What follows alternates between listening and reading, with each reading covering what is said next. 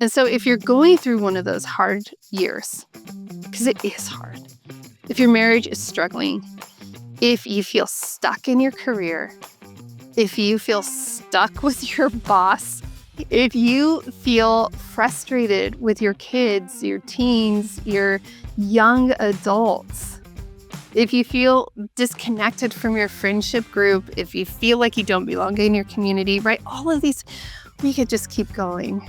Okay, we're humans and we have all these different feelings that take place. If that resonates with you, I want you to remember, and I want you to zoom up, go from flying at, like twin propeller level at, 8,000 feet or whatever. I don't know what they fly at, but go from that 10,000 foot mark and let's go up to 30,000 feet and see what the scenery looks like up there. Because it's going to look very different.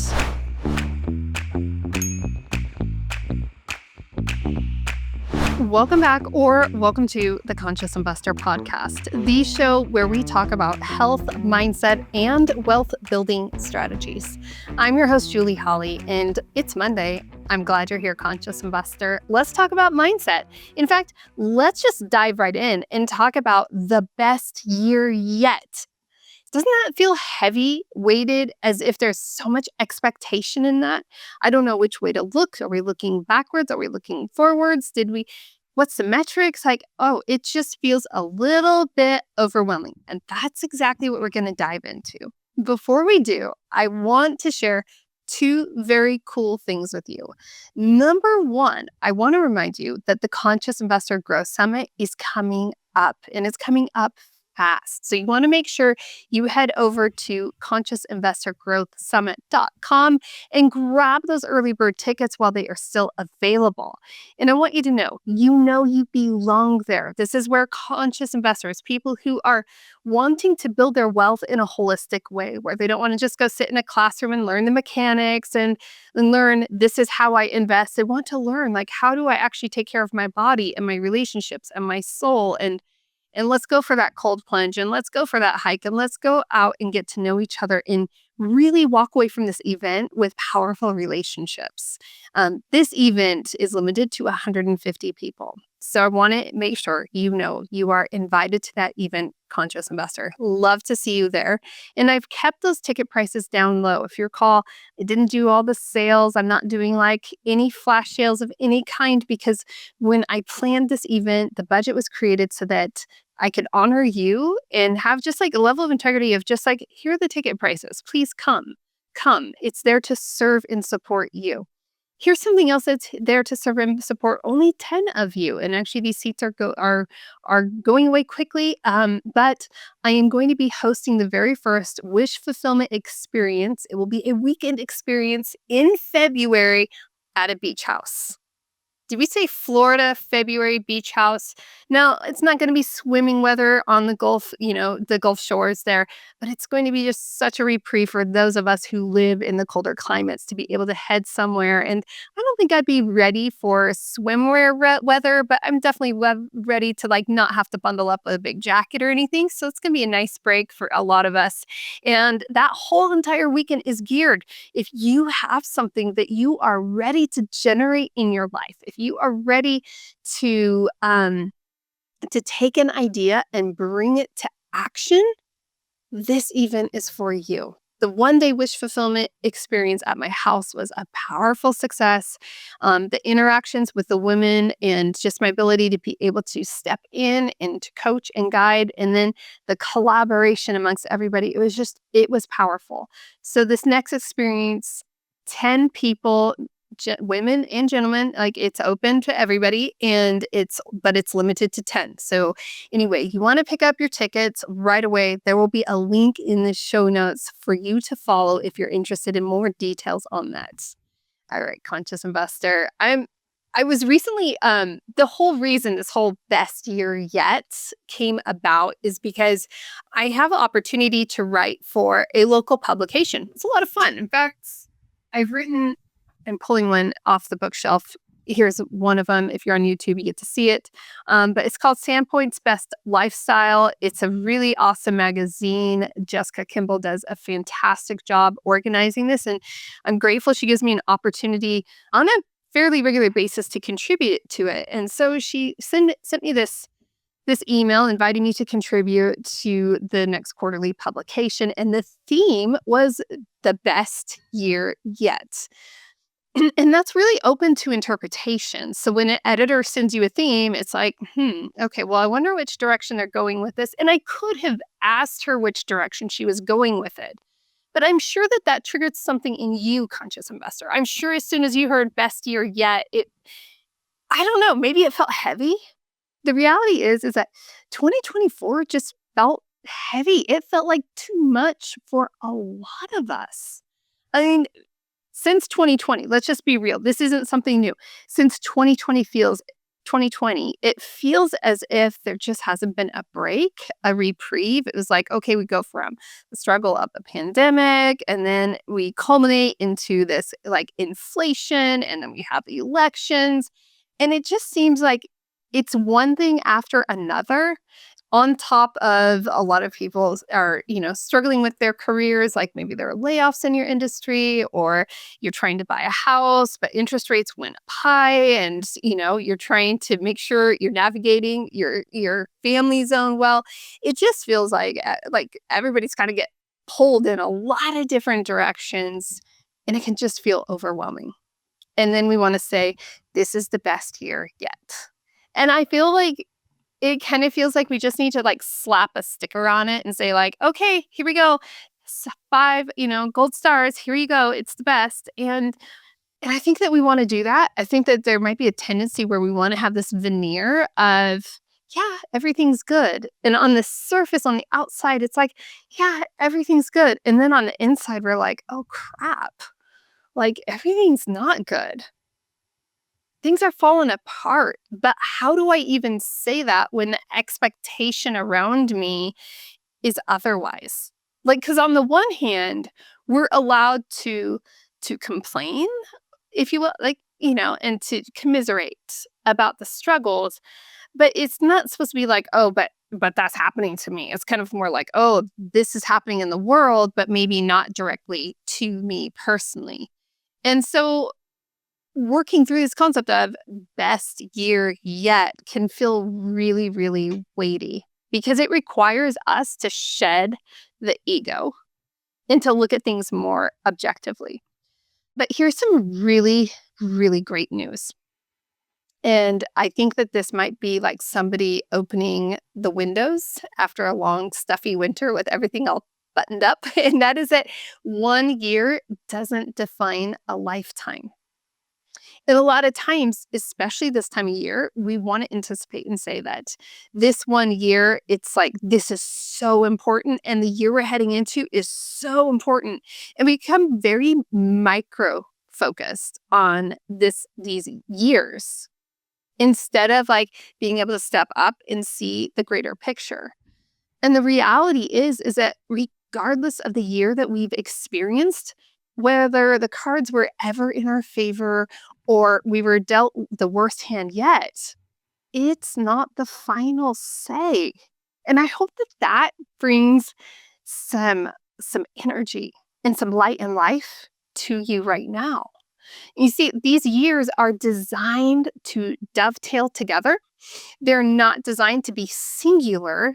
And it's the learning and the growth process is what's being dovetailed together from one year to the next.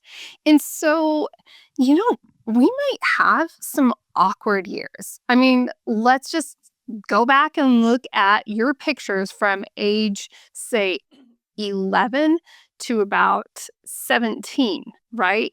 I mean, there's a lot of changes taking place during those years, and they sometimes look kind of awkward, right? And so your body's changing, your face shape is changing, your complexion might be changing. I mean, my guy was shaving when he was 12, as was his dad, actually. And so, like, there are a lot of changes that take place. And if we said from age 11 to age 17, that span of 6 years, if we were to just look at one of those years alone, we might be a little overwhelmed by that. We might be like, oh my gosh, whew, this looks, this doesn't look like it's salvageable, right? But then when we look at the context of the years, we see how we can go from, awkward, older elementary age kids into young adult. And it's like you can see, oh, wow, this is trending really well. Okay, this is going to turn out great. But we don't seem to do that with our own life, let alone the lessons that we're learning and the continued growth that that will create in our life. If you were listening to last week's episode where Super Ed Steve and I, we spoke about the years that we experienced when we lived in Denver, and they were really rough. And it's something that he and I will definitely, like, we talk about it, and it's something that we should honestly go to a counselor, coach, or therapist, one of those. We should probably get some professional help and work through that. But there is learning that we had while we lived in Denver, and that was in our like late 20s, early 30s. And then think about this. I mean, I'm almost 50, and so now we have all of this learning and this continued growth that is taking place at this end of things. So let's just say I'm not 50 yet, right? I'm 47 right now. So we've got, a solid 17 years. So if I just took that one experience of the struggles and the heartache, I mean, his struggle with his career, our losing a dog that he had grown up with, and having our first child, losing two children, and then having another healthy child. Like, we experienced a lot of life in a very condensed period of time, but that created a lot of learning. And because we're willing to do the internal work, although that internal work came later, like, we really dove into that much later than the actual experiences. But there's learning. And so when I look at, say, I'm just going to round it to make it 20 years, because a lot of us are at that point where we could say, oh, here's 10, 15, 20 years. Okay, well, there were 5 years of hell. Okay. And yeah, there were good times, and we had good friends, like I had some good friends. I guess Steve didn't really feel the same way. I learned on that podcast episode. But so there's a 5-year window, but then here's this 15 years to follow. Okay. And so if I were just looking in this 5-year window, it would look one way. It would not look like the best year yet. But when I can zoom out, and now that I've lived the following almost 15 years, now I can see the growth pattern, the trajectory of what those created. And quite frankly, who I am today, and the fact that I am here with you, conscious investor, that I'm able to talk and engage and interact in the way that I can with you about some of the great experiences and the really tragic, terrible, like, hard things that have happened, is a direct result of being able to be like, okay, here is the lesson, like, here's the lessons, and now I'm going to unpack them. And God is good and helps you unpack them if you're willing. Like, the treasures will just keep piling up over the years if we're willing. And so while those 5 years were not the best years yet in that moment, they did not feel that way in that moment. I can look back now and see that that was actually the soil that was being tilled up in our lives. And it was really uncomfortable.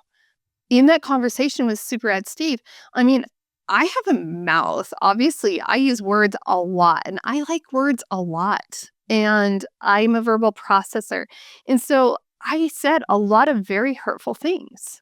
Like, I did not have control over my tongue, over how I was speaking and how I was building up my husband during that period of time.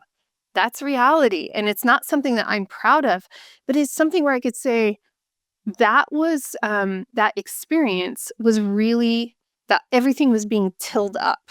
So where I live, there's a quarry just like not too far from my house, like super duper close. And that means that basically all this area of where I live is not very soft, fertile soil. Our meadow, just down below my wall over here, that's really great soil. But where I live, I mean, you try to put a shovel in the ground and you are going to have a time of it. Okay. I mean, it is rocks. And we're not just talking about like a lot of little rocks, little pebbles. We're talking about like, oh, you might get some of those and then you're going to hit one and you're going to have to dig and dig around. And next thing you know, yeah, that's huge, huge rock coming out of the ground. And it's a big deal. And I feel like sometimes in our life, and this might be where you're at right now, is that you're in that period of time where God is simply tilling up the soil. He is pulling out. Like God's like, okay, hey, this rock is not going to serve you well. Hey, during that time, hey, Julie, your mouth is like getting ahead of you, and you really need to get like use some self-control with all of this. Okay. And I'm going to be pulling out some of these rocks and it's going to be uncomfortable, but it's going to be for the better. And that created that nice fertile soil for when I entered into the personal development space and started doing the internal work. I don't know what, 10, 12 years ago. Now that like I was ready for it. I wanted it. I was hungry for it. Like, okay, all right, God, what do you want to do in me? let's let's just go there and let's make sure that this is like something that you want to build and create in me. So when we say the best year yet, it might be really miserable right now. Okay. But that's also a state of thinking. And so if you're going through one of those hard years, because it is hard, if your marriage is struggling, if you feel stuck in your career, if you feel stuck with your boss, if you feel frustrated with your kids, your teens, your young adults, if you feel disconnected from your friendship group, if you feel like you don't belong in your community, right? All of these, we could just keep going. Okay, we're humans and we have all these different feelings that take place. If that resonates with you, I want you to remember and I want you to like zoom up, go from flying at, like twin propeller level at, 8,000 feet or whatever. I don't know what they fly at, but go from that 10,000-foot mark and like, let's go up to 30,000 feet and see what the scenery looks like up there because it's going to look very different. And in years, if you are willing, if you're willing to be pliable, if you're willing to learn these lessons, that are being taught to you at this point in life, then you're going to have something to show for it in years to come. Doesn't feel good right now. And here's what else doesn't always feel good, is that sometimes we're learning lessons on behalf of other people.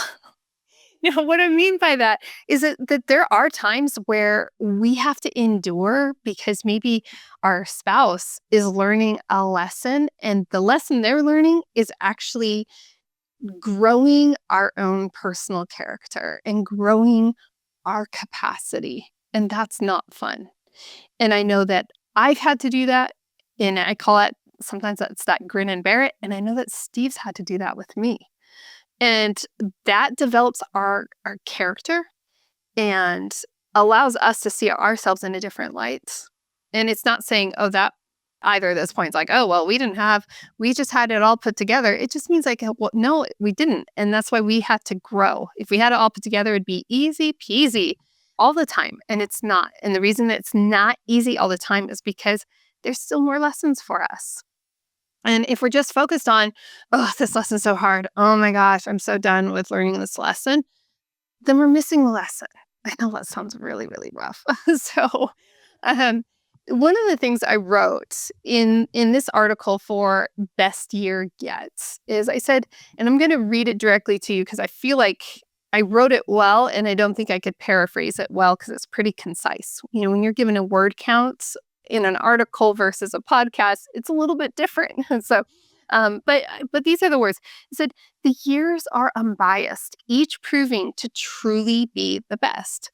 Some are intended to fiercely forge us, and others are intended to reap the well-earned rewards of withstanding and learning in the fire.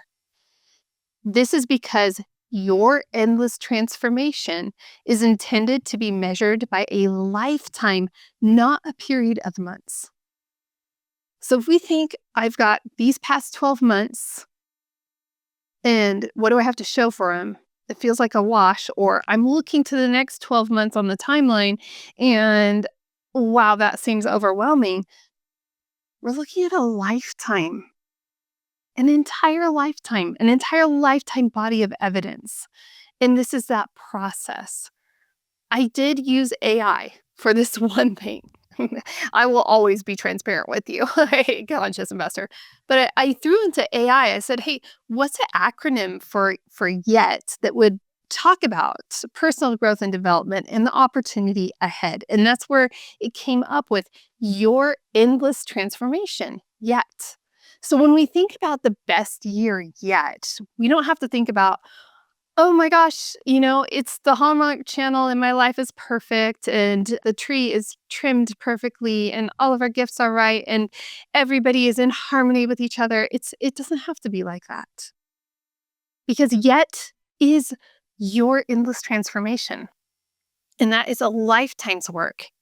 It's not ever finished at the end of 12 months. And when you look ahead at those 12 months, that's not the finish line either. So I hope as you are wrapping up 2024 and as you are preparing to enter into 2025, I hope that you will take all of this into consideration. I hope that you will look back on 2024 and that you will see the growth that you had. Those moments where you showed up in a different way than you normally would have.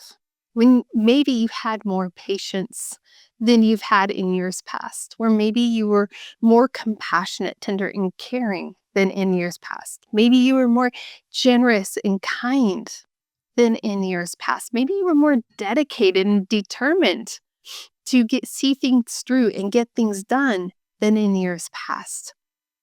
That's transformation. That's what should be celebrated.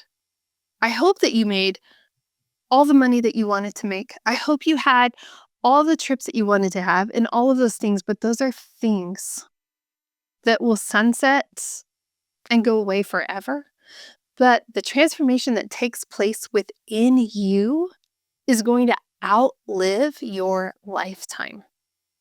And that right there is absolutely priceless. As you're considering this year, celebrate your victories. Be proud of yourself. Be proud of your growth. It takes work and it takes time. And maybe you will be able to see that this is the work that these seeds were planted 15 years ago. And now I'm finally harvesting them this year. Celebrate it. I appreciate you, conscious investor. Until next time, live in the fullness of your freedom.